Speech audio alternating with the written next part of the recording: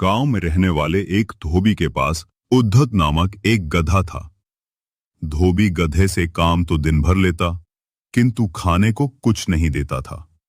हाँ, रात्रि के पहर वो उसे खुला अवश्य छोड़ देता था ताकि इधर उधर घूमकर वो कुछ खा सके। गधा रात भर खाने की तलाश में भटकता रहता और धोबी की मार के डर से सुबह सुबह घर वापस आ जाया करता था। एक रात खाने के लिए भटकते भटकते गधे की भेंट एक सियार से हो गई। सियार ने गधे से पूछा, मित्र, इतनी रात गए कहाँ भटक रहे हो? सियार के इस प्रश्न पर गधा उदास हो गया। उसने सियार को अपने व्यथा सुनाई। मित्र, मैं दिन भर अपनी पीठ पर कपड़े लाद कर घूमता हूं। दिन भर की मेहनत के बाद भी धोबी मुझे खाने को कुछ नहीं देता। इसलिए मैं रात में खाने की तलाश में निकलता हूं। आज मेरी किस्मत खराब है, मुझे खाने को कुछ भी नसीब नहीं हुआ। मैं इस जीवन से तंग आ चुका हूं। सियार को गधे की बात सुनकर बहुत दुख हुआ। सियार गधे से कहता है, चलो दोस्त, मैं तुम्हें एक जगह ले चलता हूँ, वहां तुम्हें बहुत मजा आएगा। ऐसा कहकर दोनों चल पड़ते हैं।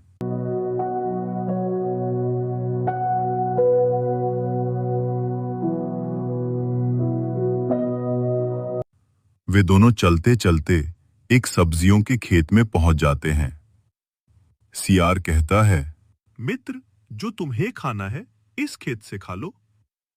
सब्जियों का खेत देखकर गधा कहता है, वाह दोस्त, ये खेत देखकर तो मुझे बहुत मजा आ गया।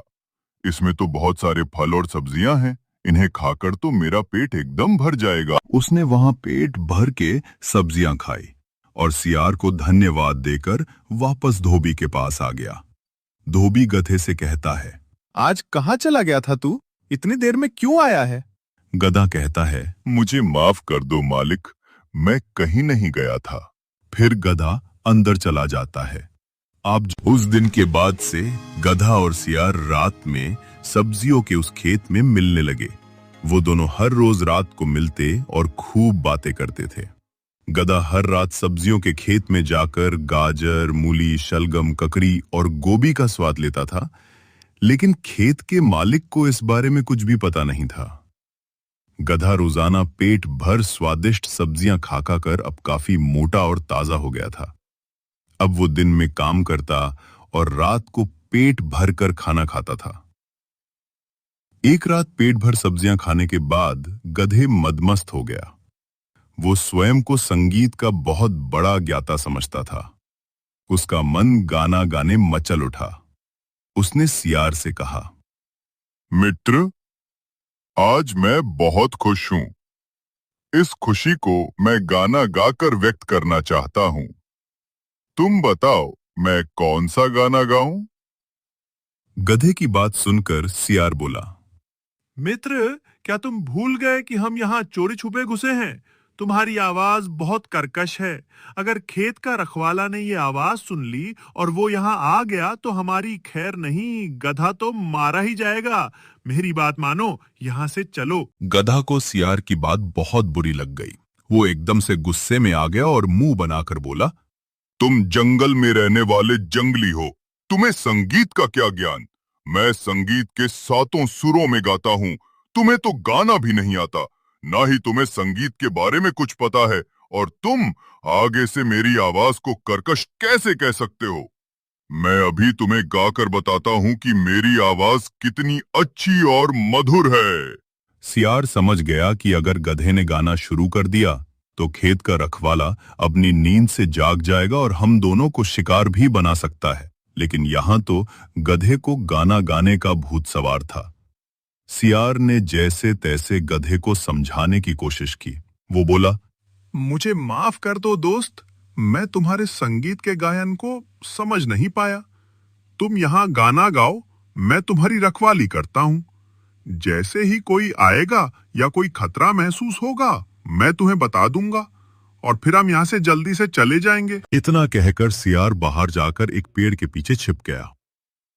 वो चारों तरफ नजर रख रहा था कि कहीं कोई खेत में आ ना जाए। उधर गधा खेत के बिल्कुल बीचों बीच खड़ा होकर अपनी कर्कश आवाज में तेज तेज गाने लगा। उसकी आवाज इतनी जोरदार थी कि जब खेत के मालिक ने सुनी तो वो अपने प्यारे खेत को बचाने के लिए तेजी से भागता हुआ खेत की ओर आने लगा। जब सियार ने खेत के रखवाले को खेत की ओर आते देखा तो वो एकदम डर गया। उसे लगा अब तो हम पकड़े जाएंगे, अब तो हमारी खैर नहीं। ये सोचते सोचते उसने गधे को इशारा किया और जोर से बोला, मित्र, खेत का रखवाला तेजी से हमारी ओर आ रहा है, जल्दी यहाँ से भाग चलो।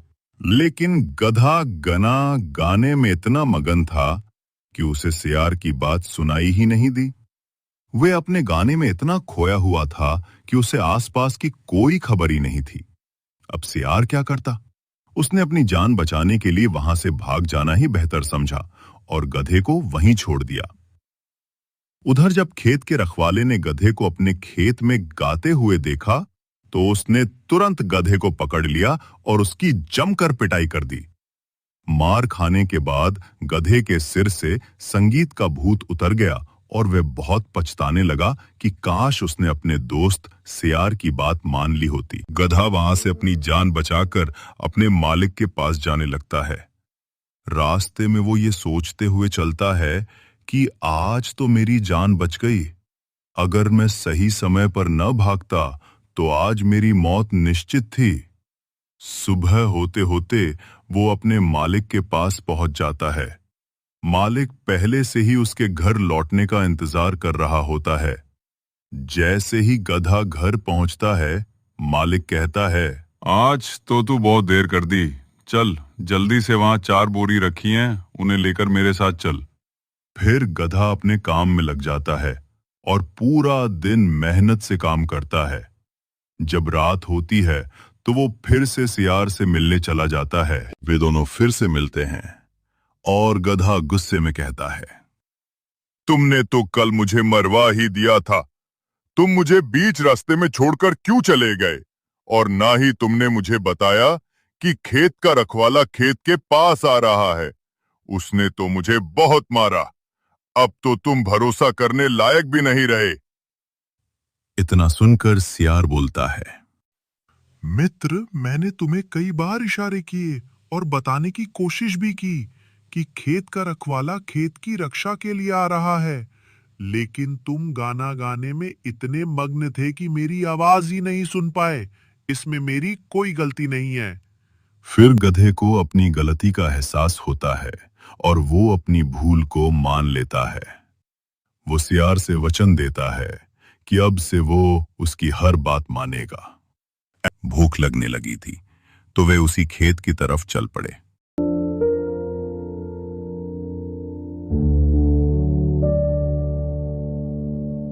लेकिन वहां जाकर उन्होंने देखा कि खेत का रखवाला वहीं खेत में सोया हुआ है।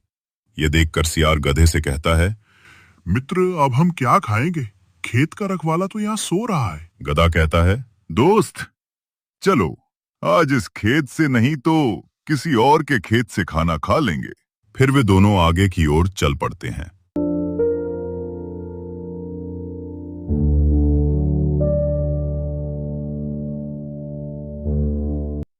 काफी दूर चलने के बाद वे एक खेत की ओर पहुंचते हैं जहां ताजी और अच्छी सब्जियां लगी थीं। गधा सियार से कहता है, दोस्त चलो, हम आज इसी खेत से खाना खा लेते हैं। सियार कहता है, चलो, मुझे भी बहुत तेज भूख लगी है। उन्होंने पेट भरकर खाना खाया और उनकी रात एकदम शानदार बन गई। अब वे घर जाने के लिए तैयार हो जाते हैं।